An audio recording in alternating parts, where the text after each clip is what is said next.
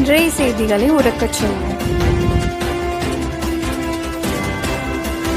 வணக்கம். செய்திகளை உறக்கச் சொல்வோம்.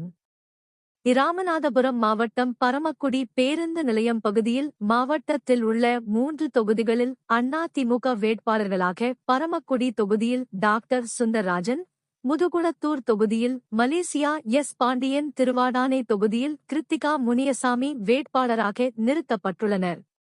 இவர்களை ஆதரித்து அனைத்திந்திய அண்ணா திராவிட முன்னேற்றக் கழக பொதுச் செயலாளர் எடப்பாடி பழனிசாமி பரப்புரை மேற்கொண்டார். வணக்கம்.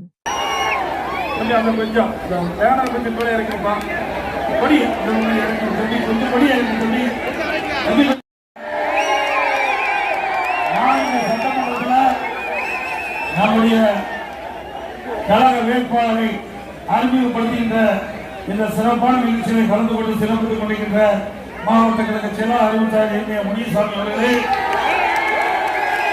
மக்கள் நிகழ்ச்சியை கலந்து கொண்டிருக்கின்ற எம்பி தர்மர் அவர்களே, மற்றும் நிகழ்ச்சியை கலந்து கொண்டிருக்கின்ற முன்னாள் அமைச்சர் மணிகண்டன் அவர்களே, மகளிர் சேர்ந்த கீர்த்திகா முனியசாமி அவர்களே, முன்னாள் எம்எல்ஏ அறிவிச்சவர் டாக்டர் முத்தையா அவர்களே, மற்றும் முன்னாள் எம்பி திரு எம் எஸ் விஜயவர்தன் அவர்களே, நிகழ்ச்சியை பங்கு பெற்றுகிற மலேசியா பாண்டியன் எக்ஸ்எம்எல்ஏ அவர்களே, மற்றும் நிகழ்ச்சியை பங்கு பெறுகிற ராமநாதபுரம் அமைச்சர் திரு சசிகுமார் அவர்களே, அகில இந்திய விடுதலை சிங்கங்கள் கட்சி மாநில கிழக்கை உம்மர் தேசியன் அவர்களே, மற்றும் நிகழ்ச்சியில் பங்கு பெற்றுகின்ற கழகத்தினுடைய பல்வேறு பொறுப்புகள் இருக்கின்ற நிர்வாகிகளே,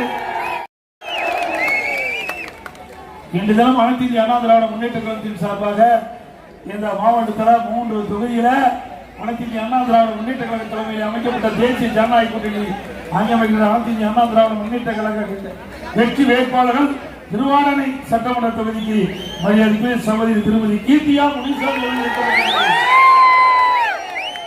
பரமக்குடி சட்டமன்ற தொகுதிக்கு டாக்டர் எஸ் முத்தையா முன்னாள் எம்எல்ஏ அவர்களை நிறுத்தப்பட்டிருக்கிறது. முதுகுளத்தூர் சட்டமன்ற தொகுதிக்கு முன்னாள் எம்எல்ஏ திரு மலேசியா எஸ் பாண்டியன் அவர்களை மற்றும் 3 சட்டமன்ற வேட்பாளருக்கும் உங்களுடைய பொன்னான வாக்கினை 2 லட்சத்தில் வாக்களித்து ராமநாதபுரம் சட்டமன்ற தொகுதியில் பாரதிய ஜனதா கட்சிக்கு ஒதுக்கப்படுகின்றது. அந்த கட்சியில் போட்டியிடுகின்ற வேட்பாளருக்கு தாமரை சின்னத்திலே வாக்களித்து வெற்றி பெற்றது. இன்றைக்கு மரியாதைக்குரிய திருமதி கீர்த்திகா முனியசாமி அவர்கள் எங்களுடைய கழகத்திலே பொறுப்பில் வைக்கின்றார்கள். அவர் கழகத்திற்காக அறுபாடு பெற்றுக் கொண்டிருக்கிறார்கள். ஏற்கனவே 2 முறை போட்டியிட்டு வெற்றி வாய்ப்பிருந்தவர். இந்த முறை நிச்சயமாக அவருக்கு ஒரு நல்ல வாய்ப்பை தந்து சட்டமன்ற தொகுதியை மக்கள் பணி செய்ய, உங்கள் கூப்பிட்ட குரலுக்கு ஓடோடி வந்து உதவி செய்ய அவருக்கு ஒரு வாய்ப்பை தாழ்நிலைக்கு அன்போடு நேரத்தில் கேட்டுக்கிறேன். மரியாதை டாக்டர் எஸ் முத்தையா அவர்கள் ஏற்கனவே சட்டமன்ற உறுப்பினர்கள் பணியாற்றியவர். இந்த தொகுதியில் பல்வேறு திட்டங்கள் வருவதற்கு உறுதுணையாக டாக்டர் முத்தையா அவர்கள் மீண்டும் போட்டியிடுகிறார். உங்களுக்கு தேவையான திட்டங்களை இந்த பகுதிக்கு கொண்டு வருவதற்கு அவர் துணை நிற்பார். அவருக்கு உங்களுடைய ஆதரவை தாருங்கள் என்ற நேரத்தில் தெரிவித்து, திரு மலேசியா பாண்டி அவர்கள் ஏற்கனவே சட்டமன்ற உறுப்பினர் பணியாற்றியவர், முதுகுளத்தூரில் இருக்கிறார்.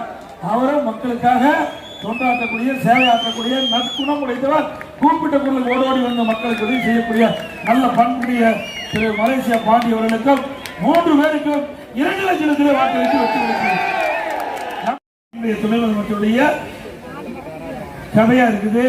திரு உதயநிதி அவர்களே, உங்க தாத்தா யாருக்கு முரட்டு பக்தரா இருந்தார் என்று நாட்டு மக்கள் அறிவார்கள்.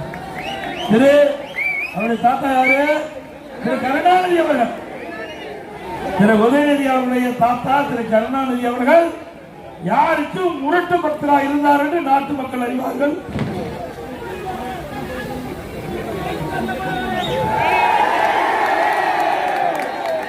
நாளைக்கு மத்திய பாரத பிரதமராக இருந்த திரு வாஜ்பாய் அவர்களுக்கு முரட்டு பக்தரா இருந்தவர் திரு கருணாநிதி அவர்கள்.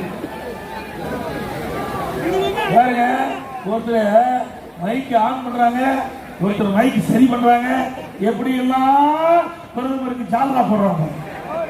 எங்களை பத்தி பேசுவதற்கு அறிகுறி இருக்குதா உங்களுக்கு?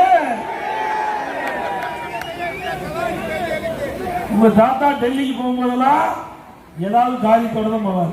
தமிழ்நாட்டு மக்களுக்காக போக மாட்டார், குடும்ப மக்களுக்காக போவாரு. இன்னைக்கு மத்தியிலே ஆட்சி வருகின்ற பொழுது திமுகவும் காங்கிரஸ் வெற்றி பெற்று மத்தியிலே இருக்கின்ற பொழுதும் சரி, பாரதிய ஜனதா திமுக வெற்றி பெற்று மத்தியிலே இருக்கின்ற பொழுதும் பதவிக்காக ஓடுவார், மக்களுக்காக போனதாக கிடையாது. திரு கருணாநிதி அவர்கள் மக்களுடைய பிரச்சனைக்காக புதிய திட்டத்துக்காக பெறுவதற்காக டெல்லி போன சரித்திரமே கிடையாது. குடும்ப உறுப்பினருக்கு பதவி வருவதற்கு டெல்லி போவார். இல்லாவிட்டா டியூட்டி ஸ்பெக்டர் கூட அந்த துறையுடைய அமைச்சர் திரு கருணாநிதி அவருடைய மகள் யார் என்று உங்களுக்கு தெரியும், திரு உதயநிதி அவருடைய அத்தை, ரெண்டு பேரையும் சிறையிலே அடைக்கப்படுகிற நிலை வருகிற பொழுது மத்திய ஓடி கெஞ்சி கூத்தாடி யார் காலிலே விழுந்தார் என்று நாட்டு மக்கள் அறிவார்கள். திரு உதயநிதி அவர்களே, என்னுடைய அண்ணா திமுக சேர்ந்து 1974 நான் கட்சியில் சேர்ந்தேன். எனக்கு 20 வயசு இருக்கும்போது கட்சியில் சேர்ந்தேன். நான் கிட்டத்தட்ட 51 ஆண்டு காலம் அந்த கட்சி இருக்கிறேன். உங்க வயசு 48 தான். உதயநிதி வயசு 48 தான் நான் நினைக்கிறேன். ஆக என்னுடைய அரசியல் அனுபவம் கூட உங்களுக்கு வயசு கிடையாது. ஆக வரம்பு மீறி பேசினால் அதற்கு தகுந்த பலனியை நான் மட்டுமில்ல எங்க தொண்டரே உங்களுக்கு கொடுப்போம். இன்னைக்கு இந்த அங்க பாருங்க, கான்பாலியன் சார் இருக்கிற கொடி பறக்குது இல்ல, எதனால பறக்குது? காற்றடிக்கும் போது பறக்குது. தம்பியில் போயிட்டு காற்றடிக்கிறதுனால பறக்குது. காற்று கண்ணுக்கு தெரியுதா? தெரியுதுங்களா? கண்ணுக்கு தெரியாத காற்றில் கூட ஊழல் செய்த ஒரே கட்சி திமுக கட்சி. ஊழல் அலைக்கட்டை விட்டு ஊழல் செய்த கட்சி எங்களை பற்றி பேசுவதற்கு எந்த அருகதையும் இல்ல. ஈழமணிதே மேல ஊழலுக்காக கலைக்கப்பட்ட அரசாங்கம். ஊழல் என்றால் திமுக, திமுக என்றால் ஊழலை ஊற்றுங்க திமுக, ஊழலை ஊற்றுங்க. எங்களை பற்றி பேசுறதுக்கு உங்களுக்கு என்ன யோசிச்சு இருக்குது, என்ன தகுதி இருக்குது? இந்த 5 ஆண்டு காலமா collection commission corruption, collection commission corruption இதுதான் செஞ்சுட்டு இருந்தீங்க. நாட்டு மக்களை பற்றி கவலைப்பட்டீங்களா? என்ன திட்டத்தை கொண்டாந்தீங்க? ராமநாதபுரம் மாவட்ட மக்களுக்கு என்ன திட்டத்தை கொண்டாந்தீங்க? நான் முதலமைச்சர் இருந்தேன் 4 ஆண்டு 2 மாத காலம் பிரம்மாண்டமான அரசு மருத்துவக் கல்லூரி மருத்துவமனை கொண்டது பிரம்மாண்டமான சட்டக்கல்லூரி கொண்டது. 2 கல்லூரிகள், பிரம்மாண்டமான கல்லூரி, 400 கோடி. 2 கல்லூரி, 400 கோடியில் ஒரு கல்லூரி, 125 கோடியில் சட்டக்கல்லூரி. 2 கல்லூரியும் இந்த மாவட்ட மக்கள் நலன் பெற வேண்டும், இந்த மாவட்டங்களை ஏற்றம் பெற வேண்டும். இந்த மாவட்டம் பின்தங்கிய மாவட்டமாக இருக்கின்ற காரணத்தினால இதை வளர்ச்சி பெறுகின்ற ஒரு சூழலை உருவாக்குவதற்காக 400 கோடியை பார்க்கல, இந்த மாவட்ட மக்களுடைய நன்மையை நாங்கள் பார்த்தோம். இந்த மாவட்ட மக்களுக்கு நல்ல வளர்ச்சி கிடைக்க வேண்டும். அரசு மருத்துவக் கல்லூரி மருத்துவமனை கொண்டுள்ள அரசு அண்ணாதிமுக அரசு திறந்து வைக்கிறார். கேஸ் சிலிண்டருக்கு மானியம் மாதந்தோறும் 100 ரூபாய் கொடுத்தாங்களா? குடும்பத்துக்கு 1 கிலோ சக்கரை கூடுதலா வழங்கினாங்களா? Petrol diesel குறைக்கிறாங்க, குறிச்சாங்களா? 100 நாள் வேலை திட்டத்தை 150 நாளாக உயர்த்தப்படும் சொன்னாங்க, உயர்த்தினாங்களாமா? அத்தனையும் பொய். நிறைய திட்டம், கொஞ்சம் இல்ல, நிறைய திட்டத்தை அறிவிச்சாங்க. மக்களை ஏமாற்றி வாக்குகளை பெற்று ஆட்சிக்கு வந்து அங்கற்பட்டி எடுத்தாங்க. அது மட்டுமல்ல, நீட் தேர்வுக்கு விதிவிலக்கு பெறவும் சொன்னாங்க, பெற்றாங்களா? உதயநிதி நீட் விலக்கு பெறுவது ரகசியம் இருக்குன்னு சொன்னாரு, ரகசியத்தை சொன்னாரா? சொன்னாரு. போன வரைக்கும் என் அப்பா சொல்லிட்டேன். சட்டமன்றத்தில் உச்ச நீதிமன்றம் தீர்ப்பு இருக்கின்ற காரணத்தினால நீட்டுக்கு விதிவிலக்கு பெற முடியாது, சட்டமன்றத்தில் போட்டு வச்சுட்டேன். இதைத்தாயா நாங்களும் 2021 சொன்னோம். உச்ச நீதிமன்ற தீர்ப்பின்படிதான் மாநில அரசு நடத்த முடியும், நீட்டுக்கு விதிவிலக்கு பெற முடியாத சூழல் ஏற்பட்டு விட்டது. அதுவும் அங்க இருக்கின்ற காங்கிரஸ் கட்சி சேர்ந்த மூத்த வழக்கறிஞர் இதுக்கு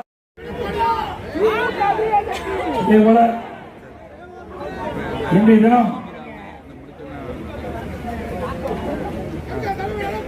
திமுக அமைச்சர்கள் செய்த ஊழல்கள், அவருடைய நகர்ப்புற வளர்ச்சித்துறை குடிவளத்துறை அமைச்சர் யார் உங்களுக்கு தெரியும்.